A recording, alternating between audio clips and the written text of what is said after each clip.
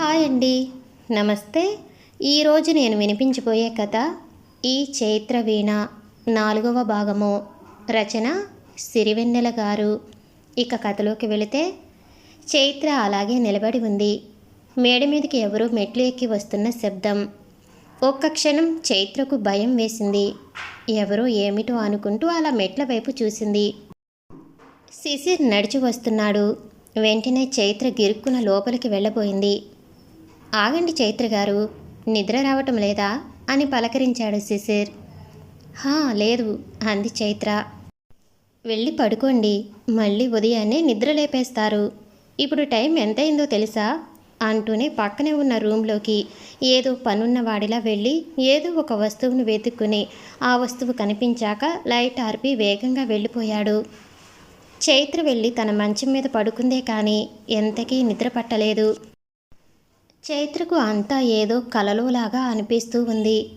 ఉదయం నుండి జరిగిన విషయాలన్నీ ఒకసారి రివీల్ చేసుకుంటూ ఉంది. ఏదో గమ్మత్తుగా అద్భుతంగా అనిపిస్తుంది.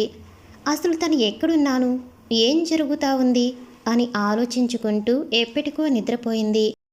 మరలా వేకువనే లేవండర్రా, అందరూ లేచి రెడీ అవ్వండి అంటూ అందరినీ లేపుతూ ఉన్నారు రేష్మి అమ్మా నాన్నలు, ఇంకా కొంతమంది పెద్దలు. రేష్మి కూడా లేచి రెడీ అవుతూ ఉంది. స్నానం చేసి వచ్చి జుట్టు ఆరబెట్టుకుంటూ ఉంది. బ్యూటీషియన్ వచ్చి బ్రైడల్ మేకప్ మొదలెట్టింది.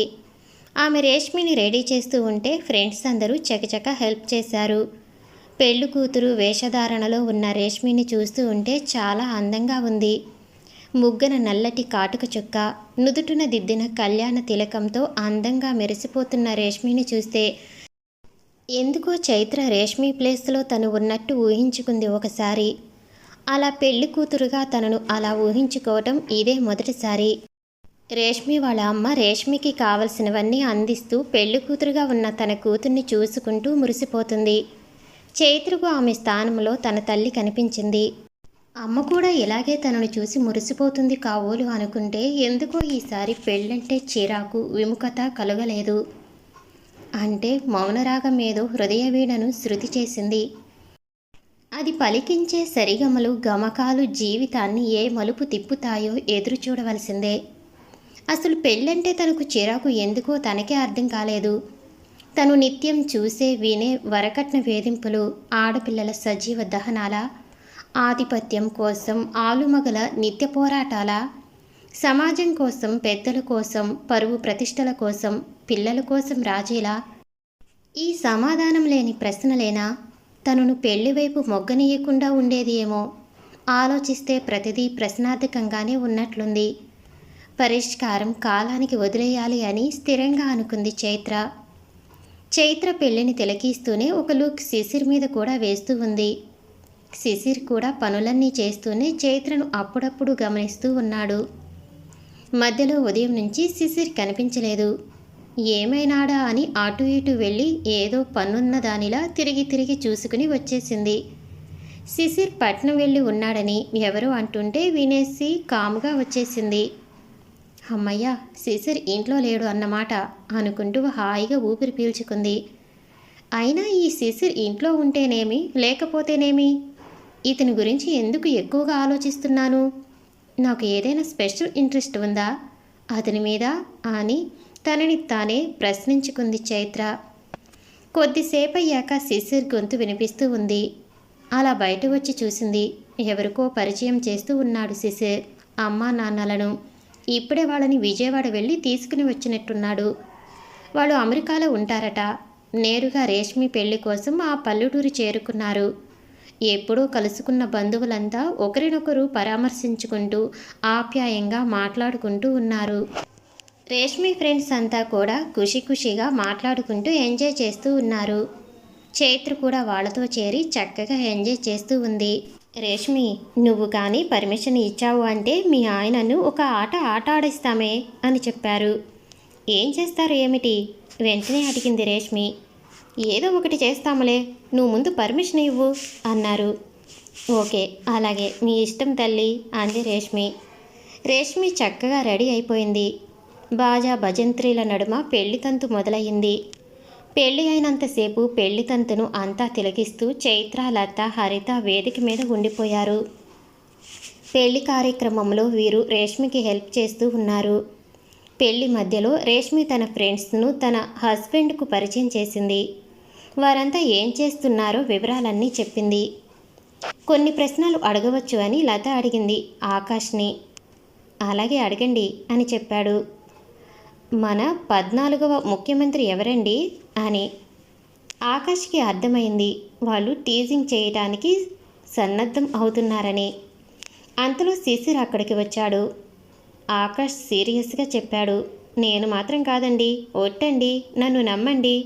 ఇదో వీరికి ఏమైనా తెలుసునేమో అడగండి. ఇప్పుడు మాత్రం నన్ను వదలండి, పెళ్లి చేసుకుని వస్తా.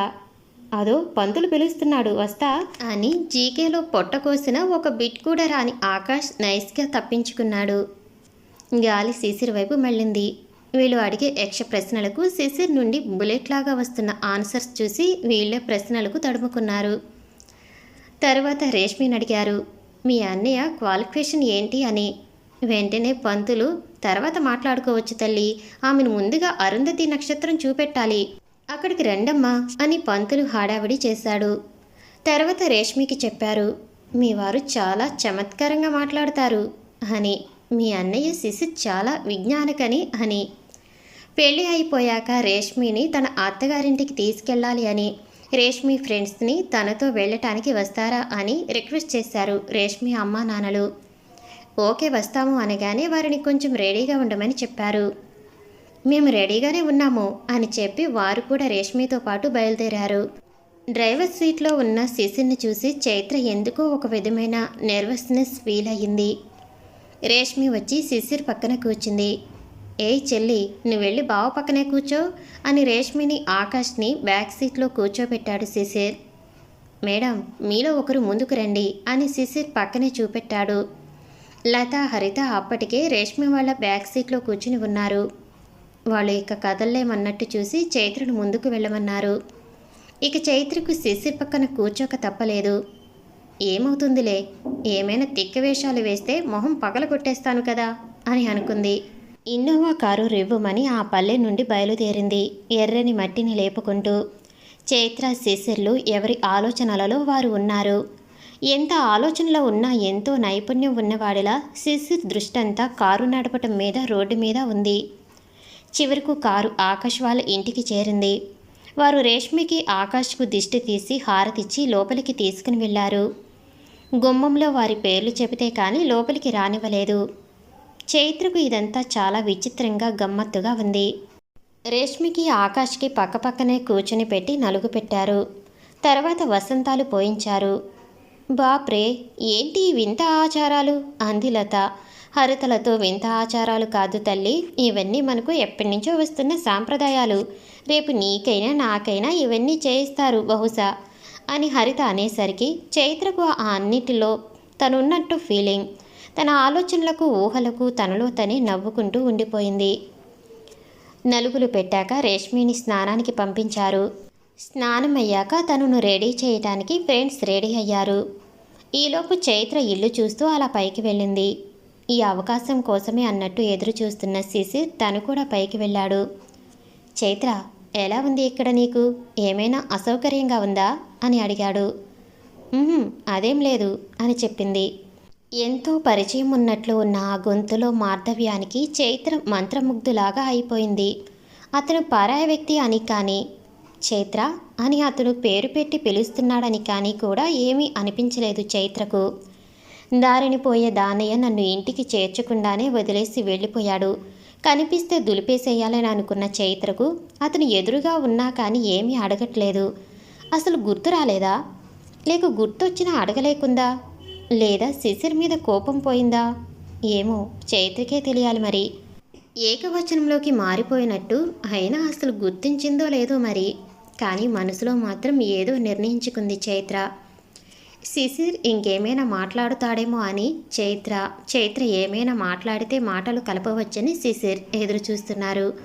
కానీ ఇద్దరూ మాట్లాడటం లేదు. శిశిర్ అంతకన్నా ఎక్కువగా ఏమైనా మాట్లాడాలంటే చైత్ర ఎలా రిసీవ్ చేసుకుంటుందో అని భయపడినాడు. ఇద్దరూ అలా మోగనొమ్ము పట్టినట్టు మౌనంగా ఉండిపోయారు. ఇంతలో రేష్మి రెడీ అయిందని, చైత్ర నువ్వు ఎక్కడున్నావే అని హరిత నుండి ఫోన్ వచ్చింది. హా, అలా పైనున్నాను, ఇప్పుడే వస్తున్నా అని కిందికి దిగేసింది. కాసేపు అయ్యాక శిశిర్ కూడా దిగేశాడు. అక్కడ రేష్మి చేత పూజా కార్యక్రమాలు అవి చేయించాక మరలా రేష్మి వాళ్ళ ఇంటికి బయలుదేరారు. ఈసారి శిశిర్ పక్కన చైత్ర బెగదీసుకున్నట్టు కాక కొంచెం ఫ్రీగా కూర్చుంది. తన చిన్నప్పటి నుండి చదివే కాక ఆటలు పాటలు డ్యాన్స్ ఇలా ఒకటేమిటి అన్ని యాక్టివిటీస్లో ముందుంటాడు. దేనిలో అయినా సరే ఛాలెంజ్ విసిరి మరీ గెలుస్తాడు. గెలుపులో కూడా ఎప్పుడూ ప్రథమ స్థానంలోనే నిలుస్తాడు. శిశిర్ రేష్మికి పెద్దమ్మ కొడుకు. శ్రీరామ్ సుగుణల ఏకైక ప్రియపుత్రుడు. శ్రీరామ్ సుగుణలు అమెరికాకు వెళ్ళి సుమారు 10 సంవత్సరాలు అయింది. వారు అమెరికా వెళ్ళక ముందు ముంబైలో ఉండేవారు. శ్రీరామ్ అమ్మా నాన్నలు విజయవాడకు దగ్గరగా ఓ పల్లెలో ఉండేవారు. శ్రీరామ్ నాన్నగారు కాలం చేయటంతో తన అమ్మ ఒక్కతే ఆ పల్లెలో ఎందుకని ముంబైకి తీసుకుని వచ్చారు. శిశిర్ ముంబైలోనే ఐఐటీలో సీటు సంపాదించుకుని అక్కడే చదువు పూర్తి చేశాడు. శ్రీరామ్ అమెరికాకు వెళ్ళాక కావలసినంత సంపాదించేశారు. ఇక ఎప్పుడు వీలైతే అప్పుడు ఇండియా వచ్చేసేదానికి సిద్ధంగా ఉన్నారు. ఎప్పుడైనా ఏదైనా పెళ్ళిళ్ళు లాంటి ముఖ్యమైన అకేషన్స్కు మాత్రమే ఎన్ని పనులున్నా ఖచ్చితంగా అటెండ్ అవుతూ ఉంటారు. శిశిర్ సివిల్స్కు ప్రిపేర్ అవుతూ ఉన్నాడు. ఆ విషయం అందరికీ తెలియకుండా జాగ్రత్త పడుతూ ఉంటాడు. శిశిర్ నానమ్మ చదువు అయిపోయింది కదా, ఏదో ఒక కంపెనీలో మంచి జాబ్ చూసుకుని పెళ్లి చేసుకోమని శిశిర్ను ఒకటే పోరుతూ ఉంటుంది. ఇంటిలోన పోరు ఇంతింత కాదయ్యా అన్నారు పెద్దలు. ఇదో నానే, నా పెళ్లి సంగతి ఎత్తావంటే నేను సన్యాసం స్వీకరిస్తానని బెదిరిస్తూ ఉంటాడు శిశిర్. అయినా నా మనవుడు జాబ్ చేయాల్సిన కర్మే ఉంది, ఏదో కంపెనీ పెట్టుకోకుండా ఎంచక్కా అంటుందావిడ. నానమ్మ డబ్బులు నువ్వివ్వవే, ఒక్క కంపెనీ ఏం కర్మ, 10 కంపెనీలు పెడతాను అంటాడు శిశిర్. నిజానికి ఆవిడ పేరు మీద స్థిర చరాస్తులు చాలానే ఉన్నాయి. అటు పుట్టింటి వారి నుంచి వచ్చిన ఆస్తులు, ఇటు మెట్టినింటి వారి నుంచి వచ్చిన ఆస్తులు అన్నీ కూడా ఆవిడ పేరు మీద చాలానే ఉన్నాయి. అవన్నీ శిశిర్కు ఇవ్వాలని ఆవిడకు ఎంత ఇష్టమో కానీ శిశిర్ ఒప్పుకోడు. నీ ఆస్తులు నాకెందుకే నానమ్మ, నేను సొంతంగా ఒక జాబ్ సంపాదించుకుంటాను, నాకు ఎవరి డబ్బు అక్కర్లేదు అంటాడు. ఓరే శశి, నీకివ్వక నేను ఎవరికి ఇవ్వాలిరా ఈ ఆస్తులు అన్నీ అని తెగ దిగులు పడుతుంది. ఈ విశాల విశ్వంలో బోల్డంతమంది అనాథలున్నారు. లెక్కలేనన్ని అనాథ శరణాలయాలున్నాయి. వారికి ఇస్తే న్యాయం జరుగుతుంది, మీ పెద్దలు సంపాదించి పెట్టిన ఆస్తికి అని అంటాడు శిశిర్.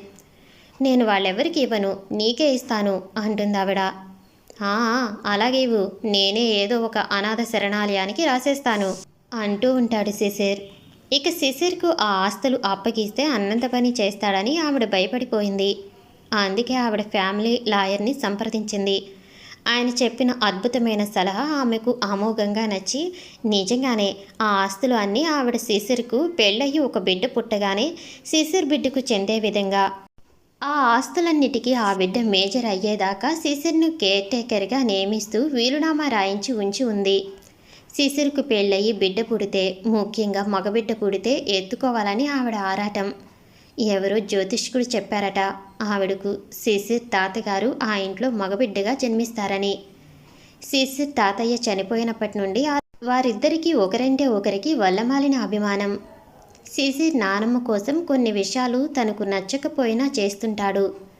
కానీ తన ఆశలు ఆశయాలను మాత్రం ఎవరి కోసం వదులుకోడు. అందుకే నానమ్మ అంటే ఎంత ఇష్టమున్నా పెళ్లి విషయంలో మాత్రం తనకు నచ్చిన అమ్మాయినే చేసుకోవాలని నిర్ణయం తీసుకున్నాడు. దానికంటే ముందు ఒక మంచి పవర్ఫుల్ గవర్నమెంట్ జాబ్ సంపాదించాలి. ఆ పవర్ను ఉపయోగించి సమాజానికి ఏదైనా సేవ చేయాలి. సివిల్స్కు ప్రిపేర్ అవ్వటం శిశిర్ అమ్మా నాన్నలకు అసలు ఇష్టం లేదు. కారణం భయంకరమైన పొలిటికల్ ప్రెషర్ ఉంటుందని. అలాగని వద్దు అని బలవంతం కూడా ఏమీ లేదు. తనకు నచ్చినట్టు ఉండని, ఒకవేళ తట్టుకోలేకపోతే తమకుండే ఆస్తులతో ఏదో ఒక బిజినెస్ చేసుకోవచ్చు, ఇలా ఆలోచిస్తారాయన. శిశిర్ చిన్నప్పటి నుండి నానమ్మ తాతయ్యల వద్ద పెరిగాడు. వారి విలువలతో కూడిన పెంపకం వలన శిశిర్ ఒక మంచి వ్యక్తిత్వం ఉన్న వ్యక్తిగా పెరిగాడు. కోట్ల కొద్దీ డబ్బున్నా కానీ అదంతా వద్దని తన స్వశక్తితో ఇండియన్ సివిల్ సర్వీసెస్లో మంచి పవర్ఫుల్ జాబ్ సంపాదించుకోవాలి. ఆ పైన ఓ అందమైన అమ్మాయిని, అందున తనను అర్థం చేసుకునే అమ్మాయిని కొంతకాలం ప్రేమించాక పెద్దల అనుమతితో వారి సమక్షంలో పెళ్లి చేసుకోవాలి. ఇవి శిశిర్ ఆశలు, ఆకాంక్షలు. ప్రేమించడం హాబీ కాదు, కానీ పెళ్లి చూపుల తతంగం అంటే పరమ చిరాకు. పెళ్లి చూపులకు వెళ్ళటం, గంగిరెద్దులాగా అలంకరించిన అమ్మాయిని చూడటం, వాళ్ళు పెట్టిన పలహారాలు తినేసి వచ్చి ఆ అమ్మాయి నచ్చిందా లేదా అని మరలా తెలియజేస్తామా అని రావటం, వాళ్ళు నచ్చకపోతే నచ్చలేదని అవలీలగా చెప్పేయటం లాంటి పనులంటే శిశిర్కు చాలా అసహ్యం. అందుకే శిశిర్కు పెద్దలు కుదిర్చే వివాహాలంటే పెద్దగా ఇష్టం ఉండదు. రేష్మి పెళ్లి రావటంతో అన్ని పనులు పక్కన పెట్టి 2 రోజులు ముందుగా బయలుదేరాడు. కానీ మధ్యలో చిన్న చిన్న ఆటంకాల వల్ల పెళ్లి ముందు రోజుకు రేష్మి వాళ్ళ ఊరికి చేరుకున్నాడు. దారిలో చైత్ర పరిచయం చాలా విచిత్రంగా జరిగింది. ఎందుకో చైత్రను చూస్తుంటే అపరిచితురాలులాగా అనిపించటం లేదు. ఎప్పటి నుంచో పరిచయం ఉన్నట్టు భావన. ఆమె కట్టు బొట్టు తీరులోనే సభ్యత, హుందాతనం ఉట్టిపడుతున్నాయి. చైత్రను చూడగానే ఆమె తన కోసమే పుట్టి వచ్చినట్టుగా శిశిర్కు ఫీలింగ్. ఎంతో అందంగా, ముగ్ధమోహనంగా, చూడగానే ఆకట్టుకునే ఆ రూపం, అందం కన్నా మంచి సంస్కారం ఉట్టిపడేలా ఉన్న చైత్రను చూడగానే మనసు పారేసుకున్నాడు.